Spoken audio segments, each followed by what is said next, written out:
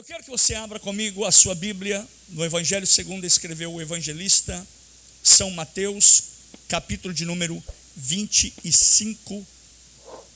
Evangelho segundo escreveu Mateus, capítulo 25, a partir do verso 14, como disse nosso querido cooperador, irmão Giliardi, eu ainda ouço o farfalhar das páginas da palavra das Escrituras, né? Quero dar uma saudação de bem-vindos aos nossos irmãos, missionário e missionária, Bruno e Bianca, glória a Deus, que chegaram de viagem, amém? Vamos dizer para eles que eles são bem-vindos, diga 1, 2, 3, sejam bem-vindos em nome de Jesus. Evangelho segundo escreveu o evangelista São Mateus, capítulo de número 25, a partir do verso de número 14. Mateus 25 é o sermão profético, é a continuação do sermão profético, aonde retrata sobre a parábola das 10 virgens, a parábola dos talentos, a vida eterna e o castigo eterno. Mas nessa noite eu quero falar sobre a parábola dos talentos. Mateus 25, 14 diz: porque isto é também como um homem que, partindo para fora da terra, chamou seus servos e entregou-lhes os seus bens. E a um deu 5 talentos. Quantos talentos? E a outro deu 2 talentos. Quantos talentos? E a outro 1. A cada um segundo a sua capacidade. E ausentou-se logo para longe. E tendo ele partido, o que recebera 5 talentos, negociou com eles e granjeou outros 5 talentos. Da mesma sorte, o que recebera 2, granjeou também outros 2. A palavra granjear é multiplicar, tá, gente? Ele granjeou, ele trabalhou, ele investiu os seus talentos. Mas o que recebera 1 foi e cavou na terra e escondeu o dinheiro do seu senhor. O dinheiro era de quem? Do seu senhor. E muito tempo depois veio o senhor daqueles servos e ajustou contas com eles. Então aproximou-se o que recebera 5 talentos e trouxe-lhe outros mais 5 talentos, dizendo: Senhor, entregaste-me 5 talentos, eis aqui outros 5 talentos que ganhei com eles. E o Senhor lhe disse: bem está, servo bom e fiel, sobre o pouco foste fiel, sobre o muito te colocarei, entra no gozo do teu Senhor. E chegando também o que tinha recebido 2 talentos, disse: Senhor, entregaste-me 2 talentos, eis que com eles ganhei outros 2 talentos. Disse-lhe o seu senhor: bem está, bom e fiel servo, sobre o pouco foste fiel, sobre o muito também te colocarei, entra no gozo do teu senhor. Mas chegando também o que recebera 1 talento, quantos talentos? 1. O que recebera 1 talento, disse: Senhor, eu conhecia-te, ou seja, eu te conhecia, eu sabia quem tu eras, e sei que és um homem duro, que ceifas onde não semeastes, e ajunta onde não espalhaste. E atemorizado, com medo, escondi na terra o teu talento, aqui tens o que é teu. Devolveu de volta, né? Respondendo, porém, o seu senhor disse-lhe: mau e negligente servo, sabes que ceifo onde não semeio e ajunto onde não espalho. Devias então ter dado o meu dinheiro aos banqueiros, e quando eu viesse, receberia o que é meu com os juros. Tirai-lhes, pois, o talento e dai-o aos que têm os 10 talentos. Porque a qualquer que tiver será dado e terá em abundância, mas ao que não tiver, até o que tem ser-lhe-á tirado. Verso 30 e último: lançai, pois, o servo inútil nas trevas exteriores, Ali haverá pranto e ranger de dentes. Amém? Tome seu assento, por gentileza. Não existe um consenso absoluto acerca de quantas parábolas Jesus ensinou. Por quê? Porque alguns estudiosos que estudam, contam, fazem comentários bíblicos, alguns desses estudiosos contam certas histórias de Jesus, ou parábolas, contam as parábolas de Jesus de forma uma diferente da outra, ou um diferente do outro.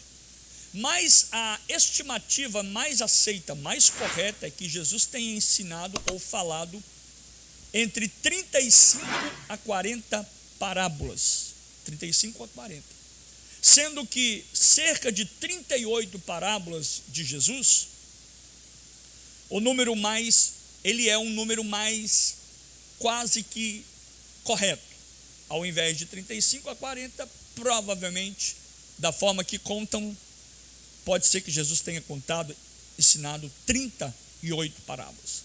E algumas dessas parábolas, nós temos as mais conhecidas. Entre elas estão a parábola do semeador, a parábola do filho pródigo, a parábola do bom samaritano, a parábola das 10 virgens, a parábola dos talentos, a que eu vou falar hoje, a parábola do joio e do trigo e a parábola da ovelha perdida.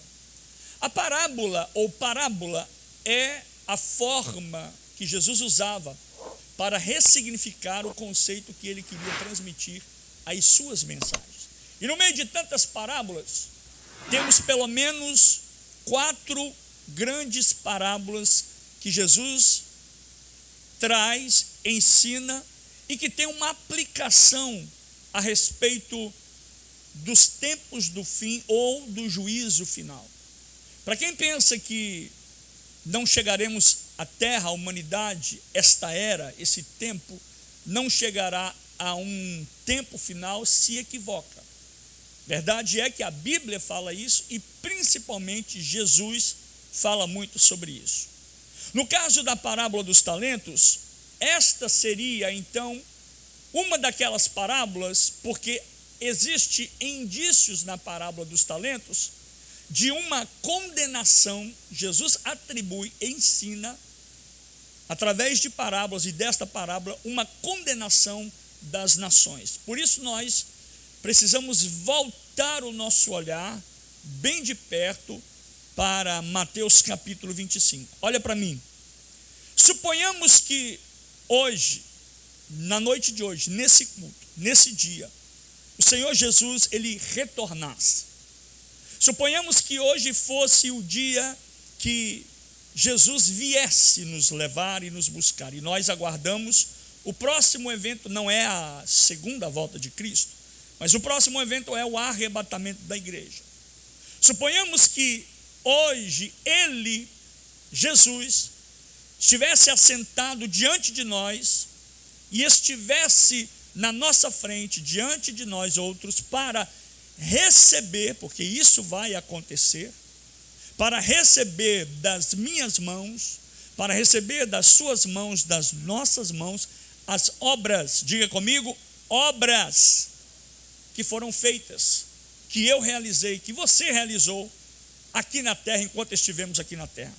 Seja qualquer coisa que você fez, desde o som, desde a mídia, desde o louvor, desde o evangelismo, desde a pregação, desde o ensino, desde a limpeza da igreja, desde trabalhos voluntários que ninguém vê, que ninguém dá nada, tudo que nós fazemos para o reino de Deus e para Deus, quando Jesus voltar, ele vai requerer de nós o fruto do nosso trabalho. Por isso nós temos que entender uma coisa: quando estivermos ou quando chegarmos diante de Deus, a primeira coisa que nós vamos apresentar para Jesus são as nossas mãos.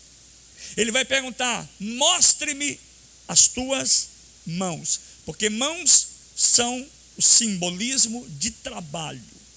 É por isso que quando a gente tem pessoas que não têm noção, não têm ideia do valor, do teor, do conteúdo, da importância de vir ofertar na casa de Deus, Porque o simples ato, eu vou dizer simples, mas não é simples assim. O fato de você vir ofertar não é tirar uma oferta, um dinheiro do seu bolso e trazer ao gasofilácio, mas é você trazer o fruto das suas mãos e entregar no altar de Deus. Entregar ao Senhor. Por isso que quando você vem à frente, eu já faço isso há muitos e muitos anos, porque recebi essa orientação de Deus para abençoar o fruto das suas mãos.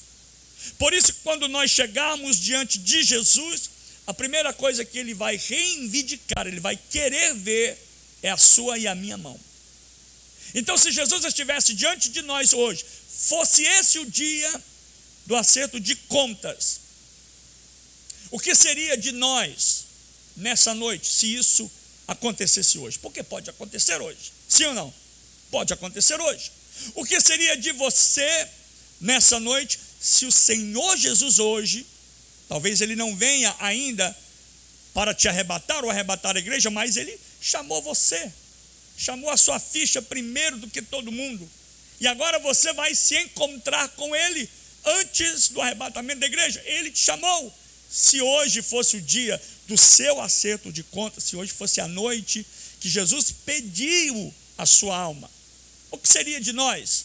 Se nesta noite específica que eu estou mencionando, o Senhor requeresse de cada um de nós todo o trabalho que dedicada, preste atenção nisso, que dedicada ou relaxadamente desenvolvemos no reino de Deus. Mateus capítulo 25, a partir do verso 14, Jesus trata com esta questão. O trabalho, a dedicação, se ela foi realizada de forma dedicada ou relaxada. Se Jesus fosse requerer de nós hoje todas as nossas realizações ministeriais e pessoais. Imagine só, pense comigo. E se hoje fosse realmente o fato de você e eu nos assentarmos de frente do trono de Jesus e formos acertar as contas com ele, formos fazer um balancete, um balance. Na parábola dos 10 talentos, nós temos aqui pelo menos 3, eu vou extrair pelo menos 3 verdades embutidas ou implícitas nessa parábola. Primeiro, a primeira verdade é que ele coloca o dono da propriedade, o dono do talento, o dono que distribuiu, ele coloca a sua propriedade e os seus pertencimentos ou seus pertences na mão de um funcionário. E o texto é claro, nós lemos ele, eu acredito que ninguém deixou de entender. O texto é claro quando ele diz que a um funcionário ele deu 5 talentos. Quantos talentos? 5. Coloca a sua propriedade, ele coloca a sua propriedade e os seus pertences na mão de um outro funcionário agora, e a esse outro funcionário ele entrega 2 talentos. A um ele dá 5 e a um ele dá 2. E agora, pela terceira vez, terceira verdade implícita nesse contexto é que o dono da propriedade, ele coloca os seus pertences na mão de um terceiro funcionário, de um terceiro trabalhador. Eu quero que você entenda muito bem essa verdade. E a esse ele entrega apenas um único talento. Aí tem uma pergunta que surge logo em seguida, na sequência. Qual é a expectativa de Deus ao me dar talentos? Qual é a expectativa? O que é que Deus espera quando ele distribui para a igreja, agora falando da igreja e para a igreja? O que é que ele espera? A expectativa de Deus para nós, meus irmãos, ela transmite pelo menos alguns pressupostos quando Deus entrega para nós dons e talentos. O primeiro pressuposto é confiabilidade. Confiabilidade. Deus, Ele confia em mim, Ele confia em nós algo que não é nosso. Ele confia a sua propriedade, é o que o texto de Mateus 25:14 diz. Deus confia em mim, Deus confia em você, o zelo pela sua obra, o cuidado pela sua obra. Como é que você trata a obra dele, o trabalho que ele designou para você fazer. Deus confia em mim também a proteção do seu rebanho. Deus confia em mim a transmissão da sua palavra com verdade. Por isso nós somos cautelosos, cuidadosos no que diz respeito, no que tange a forma de expor, de pregar e de transmitir a palavra com verdade, porque essa palavra, ela é a verdade em si mesmo. Porém, existem alguns que conseguem distorcer essa verdade. E a gente sabe muito bem disso, não é o caso dessa noite que nós vamos falar sobre isso. Mas Deus confia em mim, Deus confia em você, a transmissão da sua palavra com verdade, sem falsidade, sem esconder nada, sem máscara, com verdade. Deus confia em mim a missão de discipular. Marcos 16:15 é o comissionamento da igreja ao discipulado. Ide por todo o mundo, e pregai, e ensinai, e batizai, e fazei discípulos. Deus confia em mim e você a formação da próxima geração. Eu não posso ser egoísta e dizer, eu já tenho Jesus, eu estou bem, os outros que se danem, eu não estou nem aí para eles. Porque Deus, o dono da obra, o proprietário, ele confiou em mim a formação da próxima geração. O que eu vou deixar? O que nós vamos deixar? Qual é o legado que vai ficar para as próximas gerações? Deus confia em mim a guarda dos seus princípios. A Bíblia, ela é regida por princípios. Sendo assim, a minha vida também ela é regida por princípios. Uma vez que um princípio é quebrado, então alguma coisa vai remeter, vai acontecer por causa de algo que foi rompido, um princípio que foi quebrado. Deus confia em mim também o testemunho do seu reino. Deus confia em mim o testemunho do reino de Deus, porque eu sou embaixador do reino, consecutivamente, por onde eu passar, por onde eu andar, da forma que eu me comportar, eu estarei sendo representante de um reino a quem eu faço parte. Deus confia em mim também o avanço da sua obra. Nós não podemos ficar estagnados. Novamente parece que bate na mesma tecla. Formação de uma próxima geração. Então, consecutivamente, temos aqui a responsabilidade, a incumbência de dar continuidade no avanço da sua obra na terra. O que eu quero dizer com isso? Deus não está apenas querendo que a gente se torne um grupinho separado e isolado num determinado local apenas, mas Deus quer que a gente expanda. Deus quer que a gente cresça. Deus quer que a gente vá a vários lugares. Deus quer que a gente caminhe, vá aos lugares longínquos para pregar a verdade da palavra de Deus, porque isso é expansão do reino de Deus na terra. Você pode adorar a Deus por isso?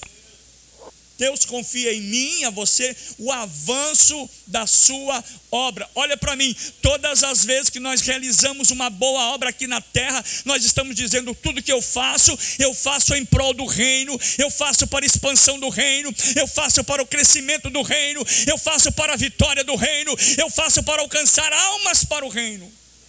Porque Deus, o proprietário, confiou isso em mim. Deus confia em mim aquilo que pertence a Ele. Quem é o dono da obra? Ele é o proprietário, Ele é o Senhor da obra. Mas que por um tempo, um período de tempo, está em minhas mãos. Por um período de tempo está na sua mão.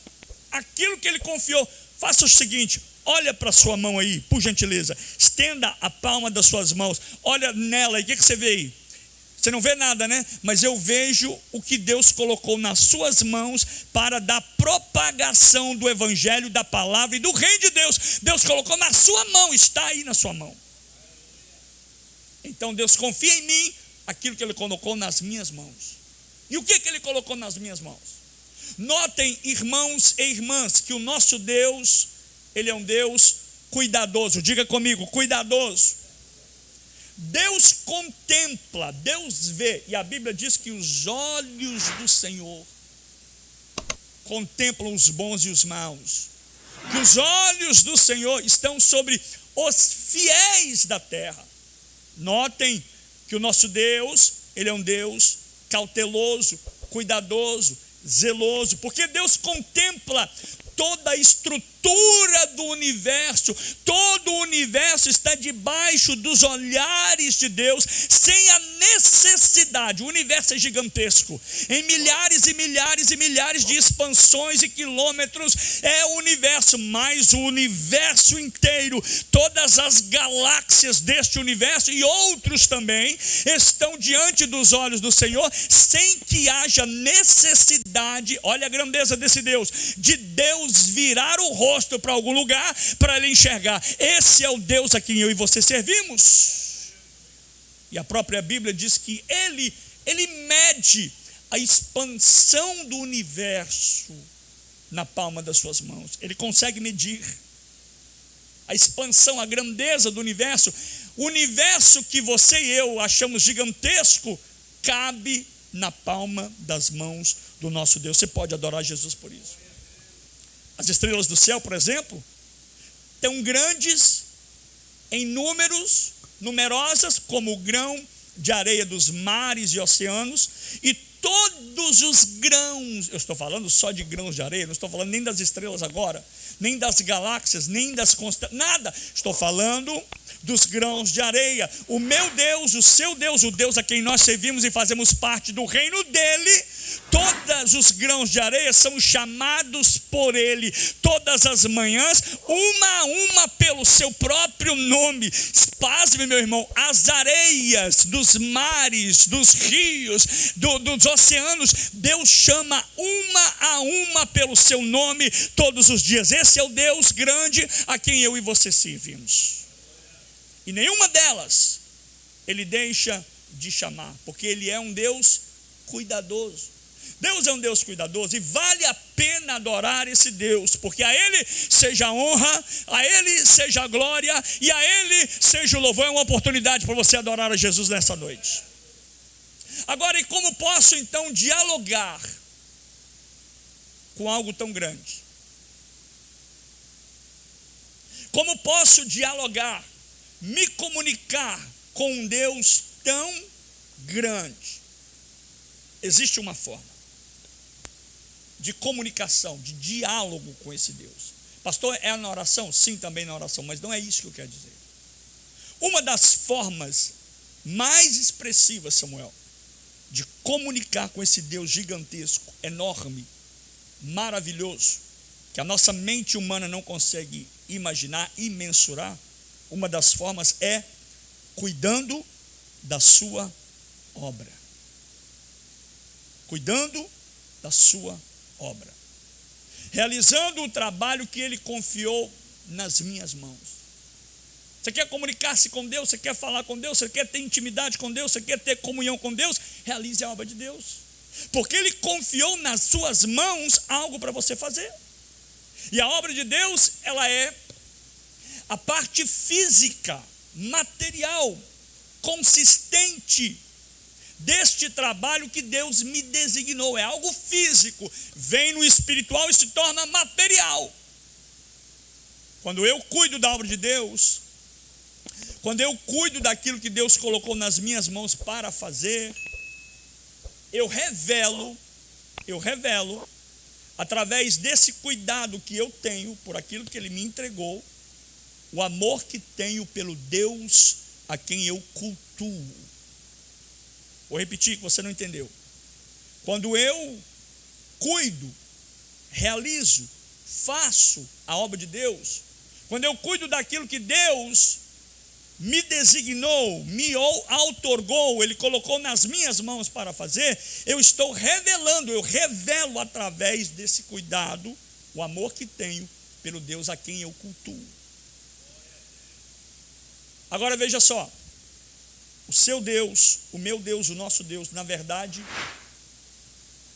repetir, o seu Deus, o meu Deus, o nosso Deus, na verdade, é aquilo que você cultua. O Deus do homem e da mulher é aquilo que ele cultua. Quer ver um exemplo? Quando você vê, quando você sabe, quando você olha para alguém e vê a forma que ele vive, essa pessoa ela está indiretamente revelando a quem ela serve. Quando você vê o zelo que essa pessoa tem pelas coisas desse Deus a quem eu sirvo, você então pode identificar a quem ele serve. Quando eu priorizo as coisas do reino de Deus, eu estou dizendo a quem ou qual Deus eu estou cultuando. Tem gente que cultua o carro, tem gente que cultua a casa, tem gente que cultua o corpo, tem gente que cultua o trabalho, tem gente que cultua animais, tem gente que cultua tanta coisa, menos a Deus de verdade. E quando Deus entrega nas minhas mãos algo para realizar, para fazer, quando Deus entrega nas nossas mãos o cuidado pela sua obra, o cuidado com as coisas do reino, o cuidado com a casa de Deus, o cuidado com o corpo de Cristo, isso demonstra para Deus um aspecto de confiabilidade. Deus agora começa a confiar em mim, porque aquilo que Ele coloca nas minhas mãos, eu trato com zelo, e eu não trato com desdém.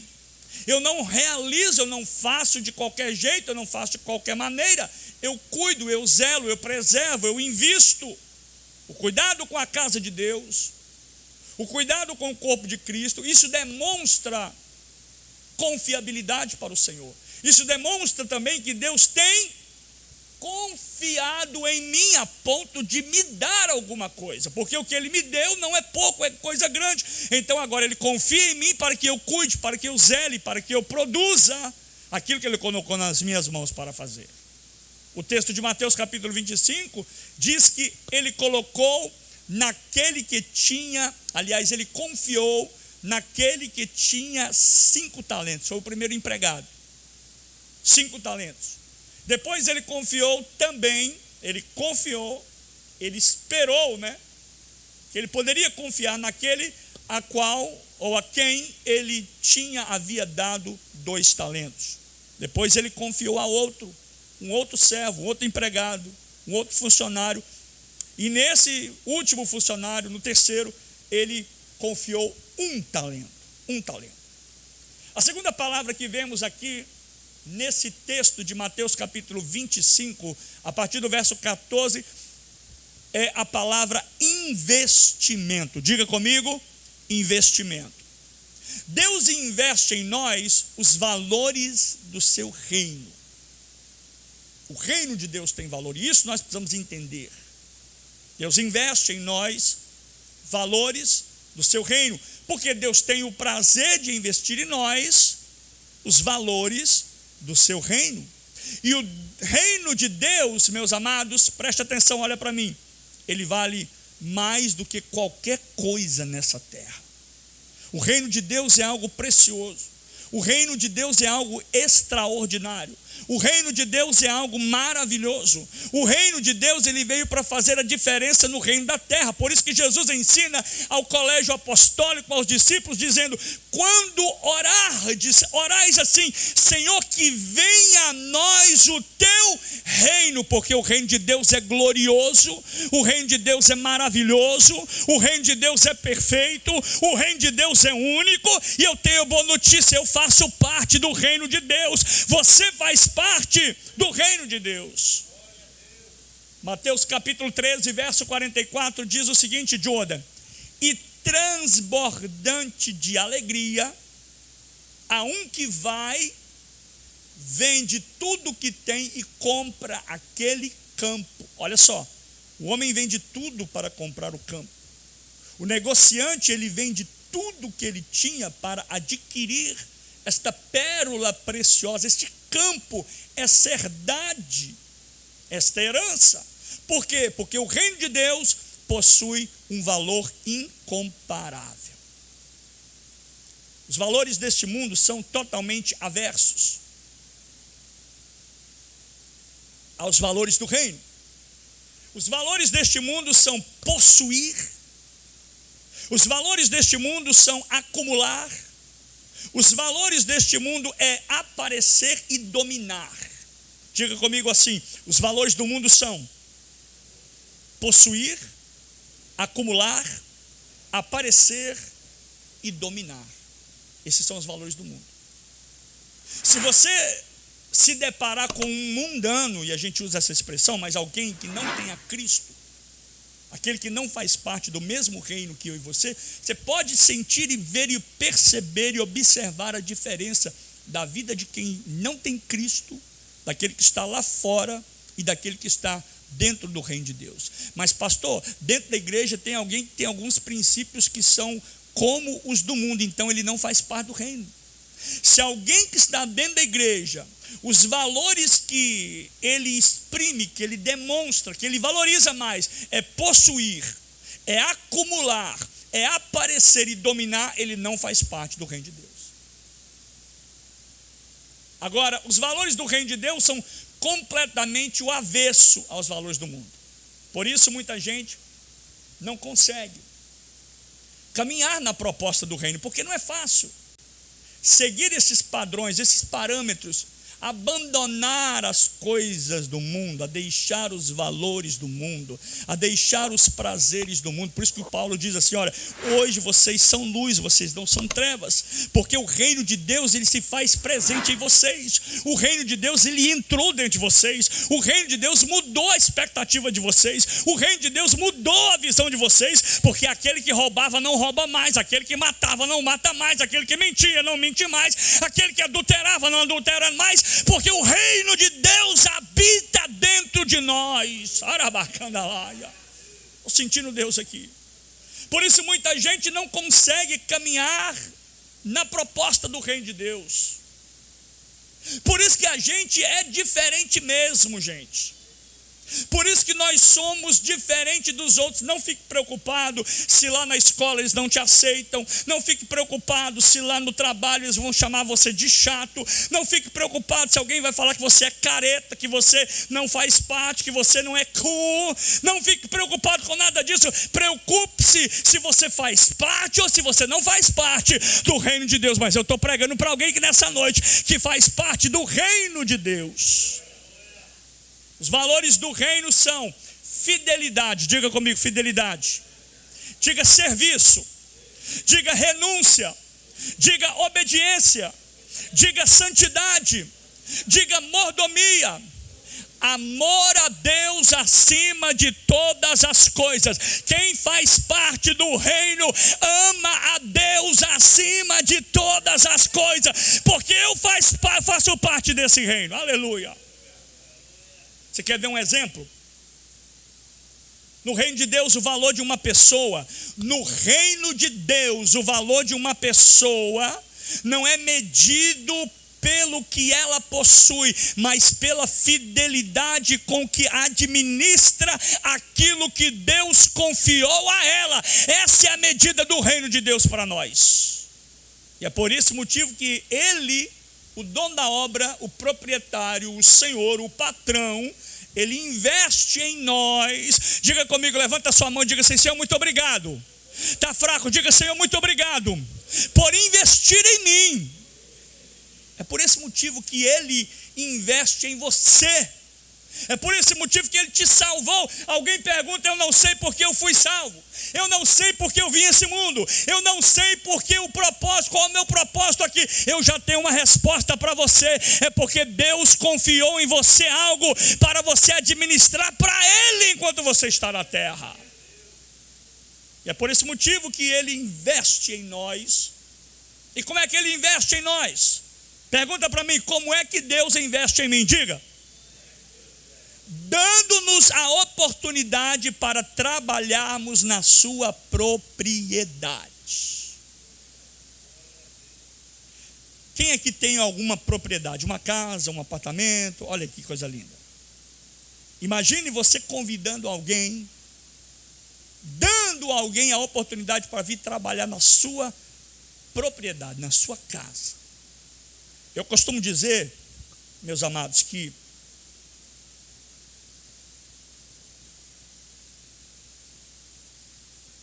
sou pastor da igreja, mas isso é apenas uma forma retórica de falar, é uma alegoria, é uma expressão, uma forma retórica de dizer. Mas todos nós sabemos que vocês não são a igreja do pastor, vocês são a igreja de Deus, debaixo dos meus cuidados pastorais.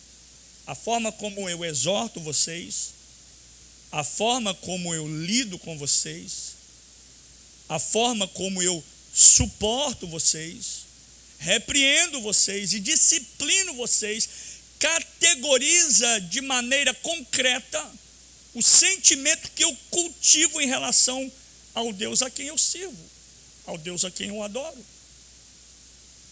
Em terceiro lugar, existe uma aplicação correta dos pertences de Deus, daquilo que é de Deus e agora estão sob os meus cuidados. Existe uma aplicação correta, uma forma corretíssima dos pertences, daquilo que Deus tem e agora eles estão, aquilo que é dele, estão sob os meus cuidados. Olha a seriedade e a importância que é Mateus 25:14, que é a parábola dos talentos. Deus colocou na minha e na sua mão algo que é dele e que agora estão sob os nossos cuidados. Em outras palavras, ele não coloca sobre a sua vida um fardo que você não pode suportar. Em outras palavras, ele não coloca sobre a sua responsabilidade um peso que você não pode administrar. Ele sabe o quanto você é capaz. Em outras palavras, ele não coloca sob os seus cuidados uma tarefa que você não vai ser capaz de cumpri-la. Notem, queridos irmãos e irmãs, que aquele que recebe 5 talentos, ele recebe conforme a sua capacidade. Aquele que recebe 2 talentos também recebe conforme a sua capacidade. E aquele que recebe 1 talento, este também recebe conforme a sua capacidade. O grande problema é que Deus enxerga, aqui está o problema, amados. O grande problema, Jordan, é que Deus enxerga, Deus vê a capacidade que nem eu mesmo vejo. Deus consegue ver. O grande problema é que quando Deus, ele olha para mim, quando ele enxerga em mim uma capacidade que nem eu mesmo estou disposto a desenvolver. Mas ele sabe que eu sou capaz. Ele sabe que eu vou conseguir. Ele sabe o que ele me deu. E ele sabe que eu vou suportar. Então ele entrega para mim um talento que nem eu mesmo estou disposto a negociar esse talento. Porque eu já me acho inferior, eu já me acho incapaz, já me acho impossibilitado, já acho difícil. Agora a questão não é que você não tenha a capacidade, porque é o desejo que você possui de demonstrar o cuidado que tem por Deus e pelas coisas de Deus, de maneira concreta, trabalhando para Ele e mostrando suficientemente capaz de realizar aquilo que você nem sabia que você poderia fazer. Então o que acontece? Deus enxerga em mim a capacidade que nem eu vejo em mim, mas Ele vê. Deus enxerga em mim a oportunidade que nem eu enxergo. Você está entendendo como é que funciona as coisas? Porque quem distribui o que precisa ser distribuído é Deus. Não são aqueles que recebem que pedem, mas é o dono da propriedade que chega e dá. Alguma parte no texto você viu alguém pedindo? Não. Ele chegou, o dono da propriedade, e disse: está aqui 5 para 1, 2 para 1 e 1 para 1. Porque Deus conhece o dono da propriedade, Ele conhece a capacidade de cada um. Por isso, nessa noite, ninguém vai ter desculpa. Se você tem muito e se o irmão do seu lado tem pouco, ou se o irmão do seu lado tem pouco, você tem muito, porque Deus sabe a sua capacidade. Deus conhece aquilo que você pode fazer no reino e para o reino de Deus. Você pode levantar a mão, porque aqui tirou um peso de nós agora. É por isso que o escritor aos Eclesiastes, capítulo 9, verso 10 diz: eu amo a Bíblia porque quando a gente vai pregar, a gente vai falar, uma coisa vai puxando a outra. Olha que aonde nós estamos caminhando agora. Eclesiastes capítulo 9, verso 10 diz o seguinte: você tiver a Bíblia aberta, pode ler comigo. Se o pessoal aí de trás da mídia quiser colocar na tela, também pode. Eclesiastes 9, 10 diz: tudo quanto te vier a mão para fazer, o que acontece? O que acontece?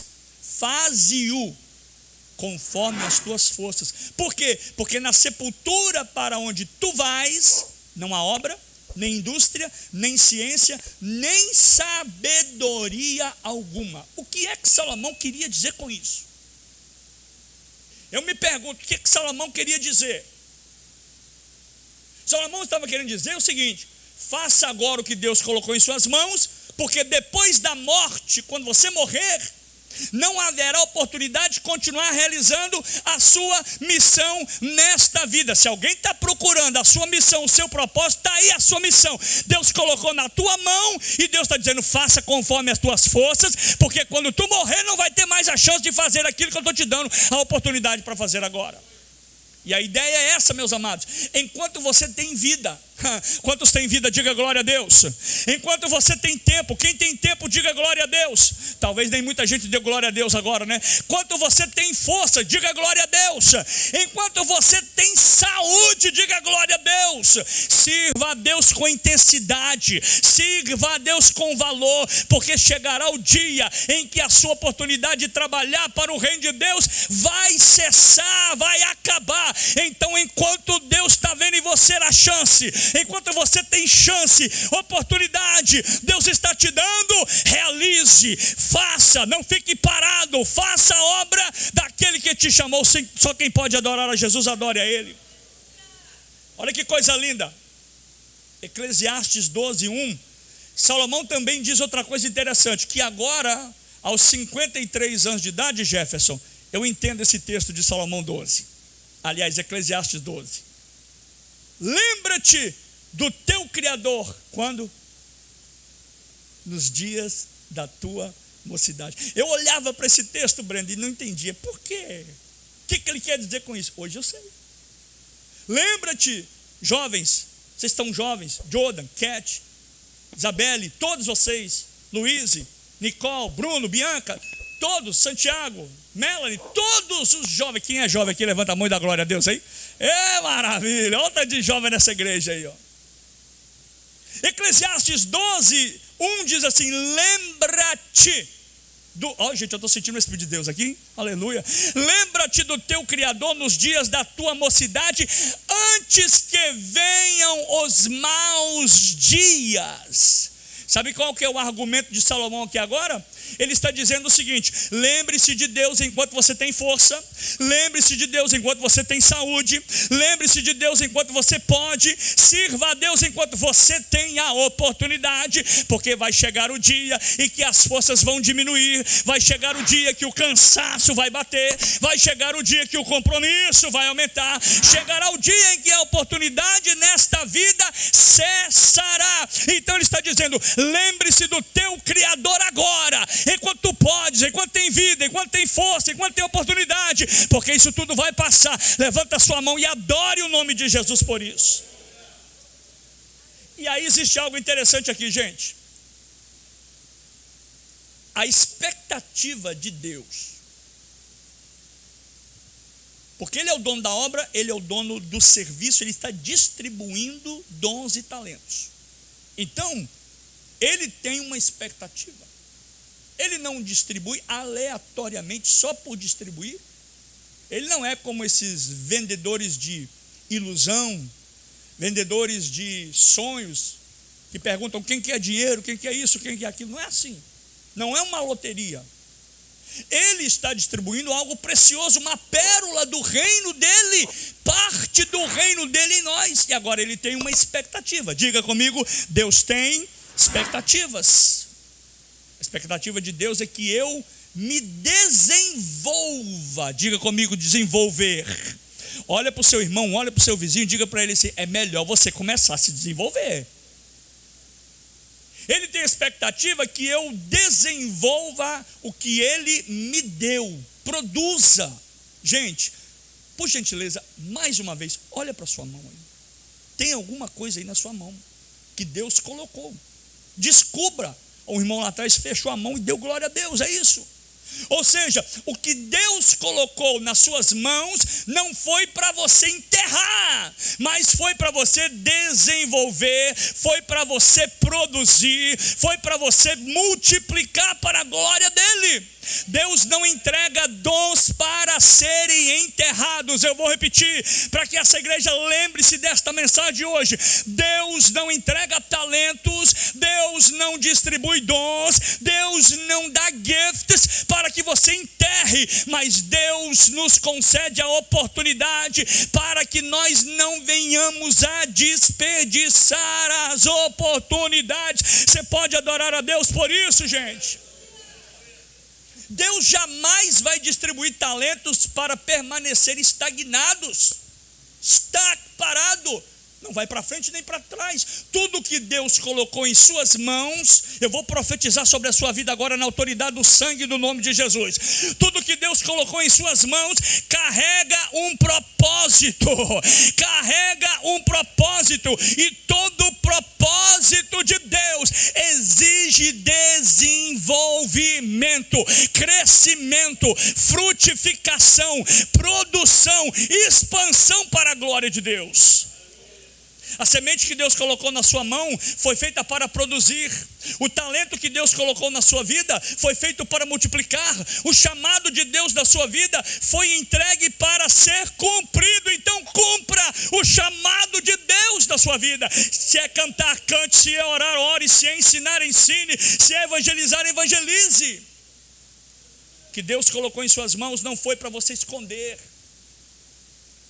O que Deus colocou em suas mãos não foi para você não desenvolver, não foi para você guardar, mas foi para você produzir. Não foi para você enterrar, mas foi para você multiplicar para a glória de Deus. Tem dons sendo multiplicados aqui nesta noite. Tem talentos sendo multiplicados aqui nesta noite. Tem obra que estava estagnada, que estava paralisada, mas a partir de hoje vai começar a movimentar. Eu vejo a multiplicação na sua vida. Eu vejo os talentos se multiplicando. Eu vejo a obra se realizando. Eu vejo Deus te usando para a glória do nome de Deus.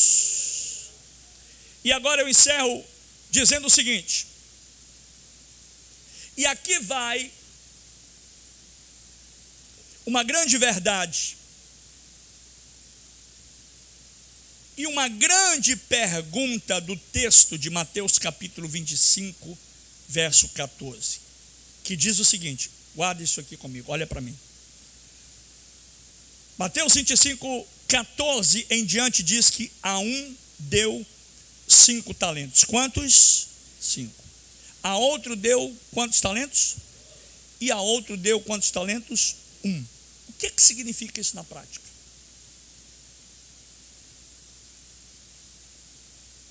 O que é que isso significa de verdade? Isso significa que Deus não espera de todos, Deus não espera de todos a mesma capacidade. Mas Deus espera de todos a mesma fidelidade. Aqui está o segredo. Não é o quanto que ele deu para você, porque o ser humano, ele tem o dom, o talento de julgar, não é? Ele olha para a pessoa, conforme a pessoa se veste, ele já julga a pessoa. Lembra lá de Samuel? O próprio Deus corrigiu Samuel, chegou na casa de Jessé, eu ia falar casa de Saul, né? A casa de Jessé, olhou para aqueles homens arrões, fortes, disse: esse é o rei, não tem sombra de dúvida. Olha o tamanho desse homem, olha o braço dele, esse aí é o tipo do rei que Israel merece. O que Deus disse para ele? Samuel. Até hoje, e olha que Samuel era um dos profetas mais respeitados em Israel, a ponto de ele caminhar pelas ruas de Israel, o povo se escondia com medo dele. Esse era o Samuelzão. Mas Samuel, ele errou, ele nem acertou na trave, passou longe.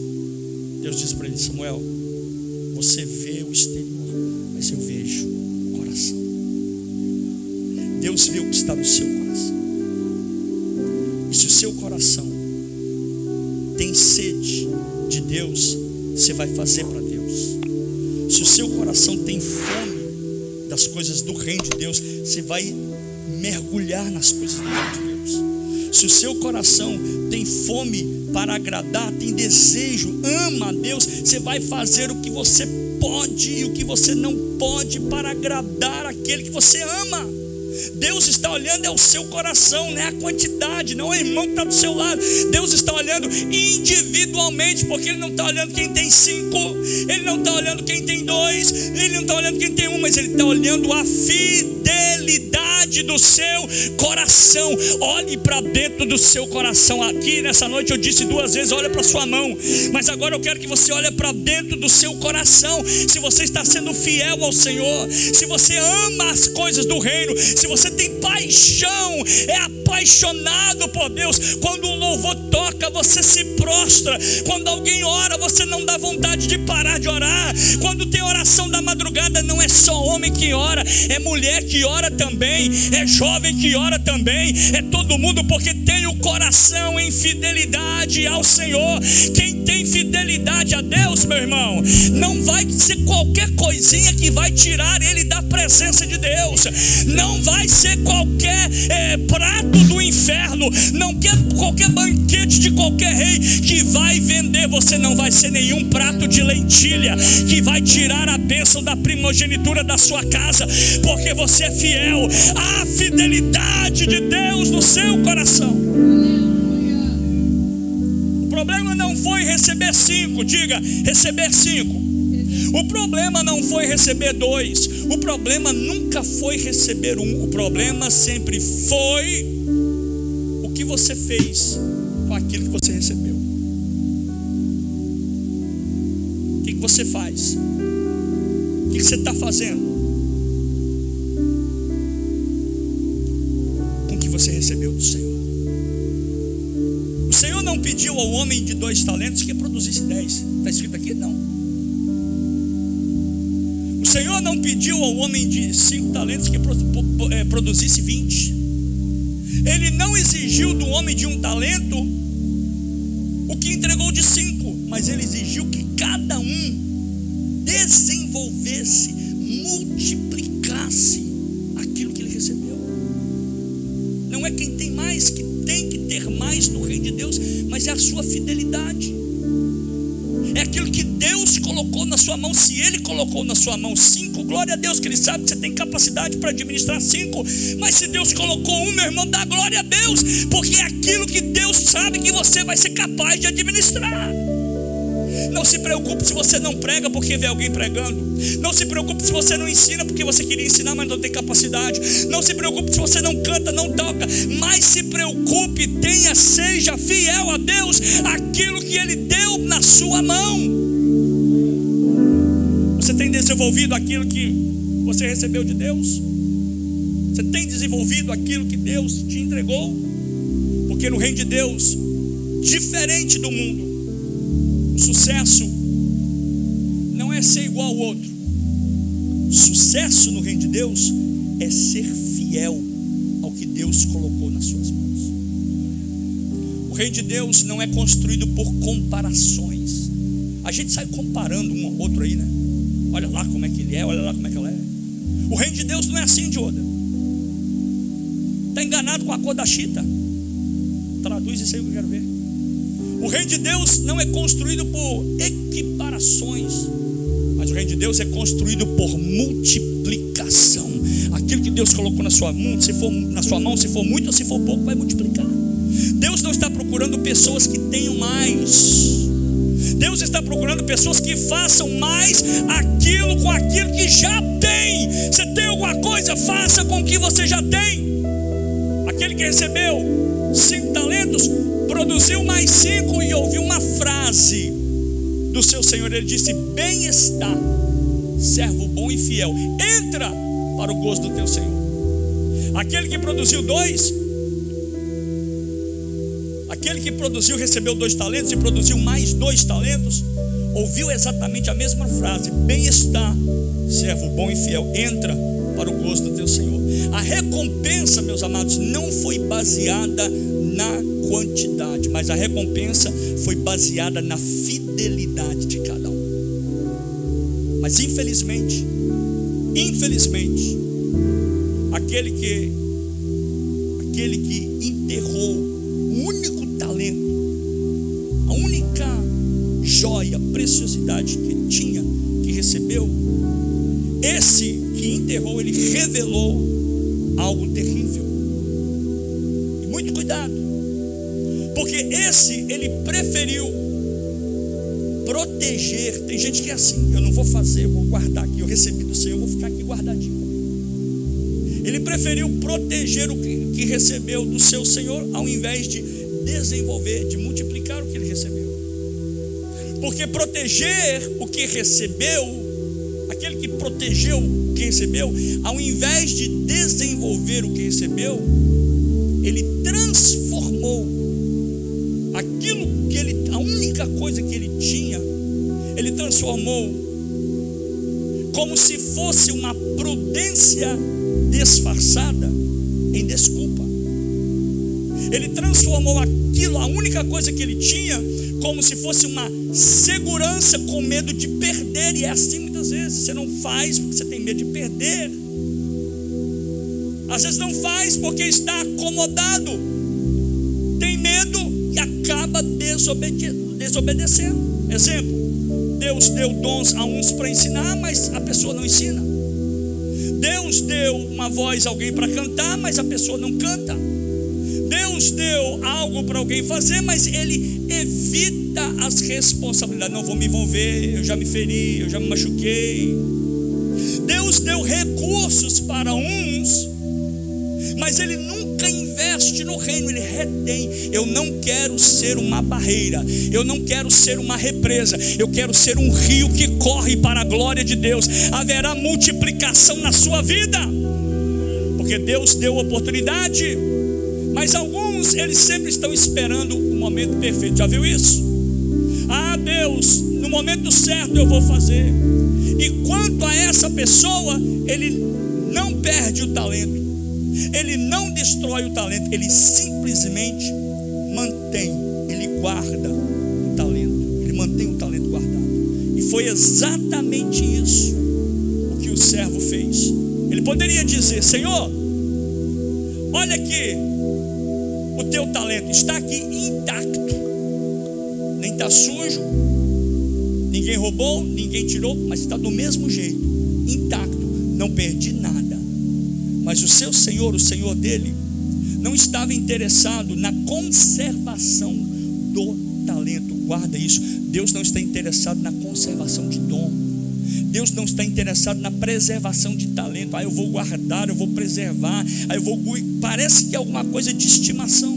Mas o Senhor está interessado na multiplicação dos talentos. Deus está interessado na multiplicação dos dons. E quantas pessoas estão fazendo a mesmíssima coisa hoje? Enterrando dons, enterrando chamados, enterrando oportunidades, enterrando ministérios, enterrando projetos que Deus colocou em sua mão para fazer. Mas Deus não nos chamou para enterrar talentos, Ele nos chamou para produzir no reino de Deus. Por isso, quando esta mensagem terminar, quando eu acabar esta mensagem hoje, eu não quero saber quantos talentos eu recebi de Deus, olha quantos dons eu tenho, olha quantas habilidades eu tenho, mas eu vou me perguntar no final desta mensagem: o que é que eu estou fazendo com aquilo que Deus me deu? Se Deus te deu muito, glorifique a Deus. Se Deus te deu 2, glorifique a Deus. Mas se Deus te deu 1, seja fiel a Ele, para que o nome dele seja glorificado. Por quê?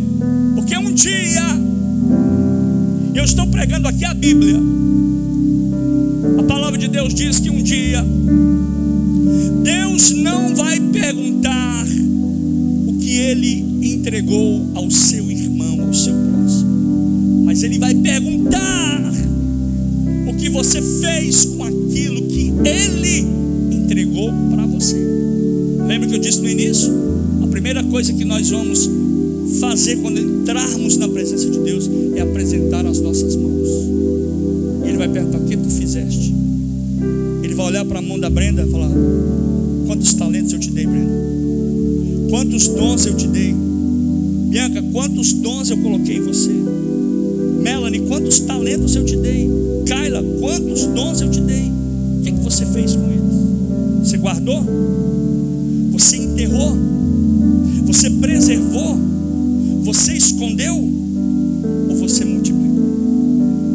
Você produziu? Se você produziu, eu tenho boa notícia: Ele vai dizer: servo bom e fiel. Fica de pé comigo, eu quero orar por você.